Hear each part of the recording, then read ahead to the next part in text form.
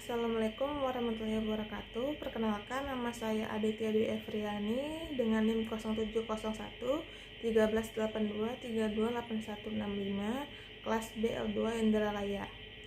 Kepada yang terhormat Bapak Arahman Syafebri, SIP MSI selaku dosen pengampu mata kuliah Hukum Administrasi Negara.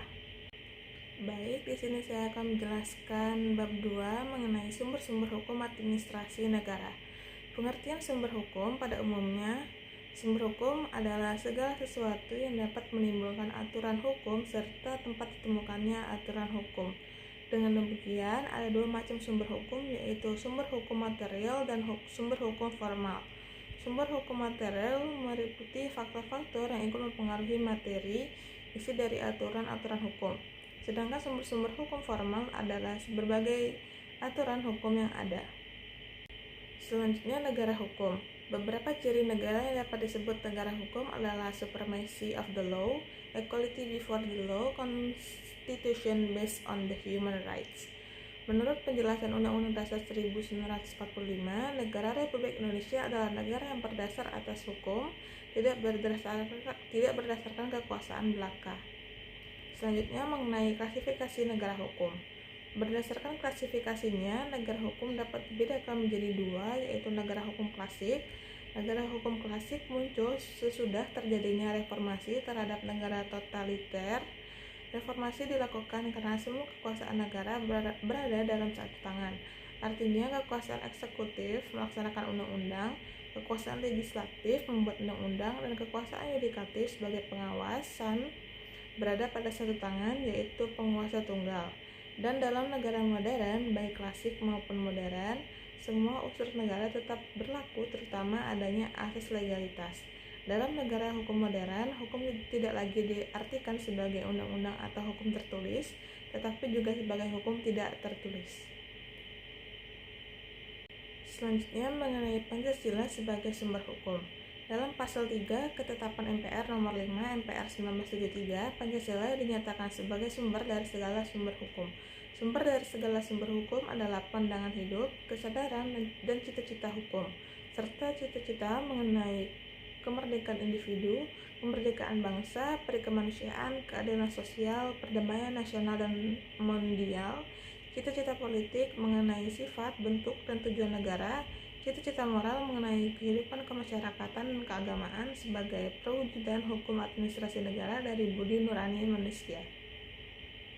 Selanjutnya, mengenai asas legalitas. Dalam suatu negara, terutama yang menyebut dirinya negara hukum, unsur yang pertama dan terutama adalah asas legalitas.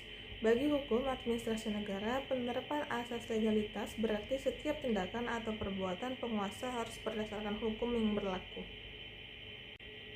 Selanjutnya, mengenai kebebasan bertindak hukum administrasi negara. Dalam teori hukum administrasi negara dikenal 3 jenis kemerdekaan bertindak, yaitu sebagai berikut. Yang pertama ada Freys Ermesen, yaitu kemerdekaan bertindak administrasi negara atau pemerintah untuk menyelesaikan masalah yang timbul dalam keadaan kegentingan yang memaksa. Sedangkan peraturan penyelesaian untuk masalah itu belum ada. Yang kedua ada delegasi perundang-undangan, berarti administrasi negara diberi kekuasaan untuk membuat peraturan organik pada undang-undang.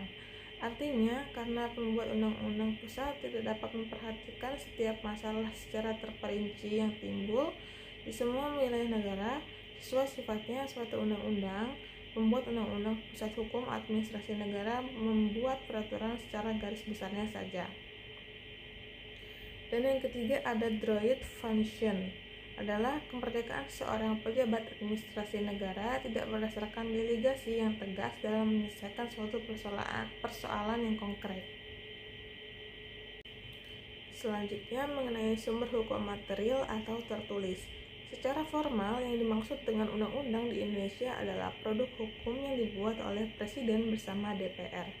Undang-undang sebagai sumber hukum formal itu adalah undang-undang dalam arti material. Undang-undang dalam arti material itu bukan hukum administrasi negara dilihat dari segi bentuknya, melainkan dilihat dari kekuatan mengikatnya. Dalam kepustakaan hukum ditemukan bahwa Sumber-sumber hukum material ini terdiri dari atas 3 jenis, yaitu sumber hukum historis, sumber hukum sosiologis, dan sumber hukum filosofis. Selanjutnya mengenai sumber hukum formal. Sumber hukum formal diartikan juga sebagai tempat atau sumber suatu peraturan memperoleh kekuatan hukum. Hal ini berkaitan dengan bentuk atau cara yang menyebabkan peraturan hukum formal berlaku. Sumber hukum administrasi negara dalam arti formal terdiri atas peraturan perundang-undangan, praktik administrasi negara atau hukum tidak tertulis, jurisprudensi, dan doktrin. Selanjutnya mengenai sumber-sumber hukum dalam pengertian sosiologis dan sejarah. Sumber-sumber hukum dalam arti sosiologis merupakan lapangan pekerjaan bagi seorang sosiolog hukum. Namun, penelaan sumber-sumber sosiologis hukum juga dapat relevan bagi seseorang yang mempelajari sumber-sumber hukum dalam arti yang formal. Selanjutnya mengenai sumber hukum administrasi negara dalam arti sejarah. Mempunyai dua makna, yaitu sumber pengenal dari hukum yang berlaku pada suatu saat tertentu, dan sumber tempat asal pembuat undang-undang menggalinya dalam penyusunan suatu aturan menurut undang-undang. Selanjutnya mengenai skema sumber-sumber hukum administrasi negara. Terbagi menjadi dua, yaitu sumber hukum material dan sumber hukum formal atau undang-undang. Sumber hukum material terdiri dari historis, filosofis, sosiologis, dan antropologis. Sedangkan sumber hukum formal pada zaman Hindia Belanda ada WET, AFVN, Ordonansi, dan RF. Berdasarkan Undang-Undang Dasar 1945 ada Undang-Undang, PPRPU, dan PP.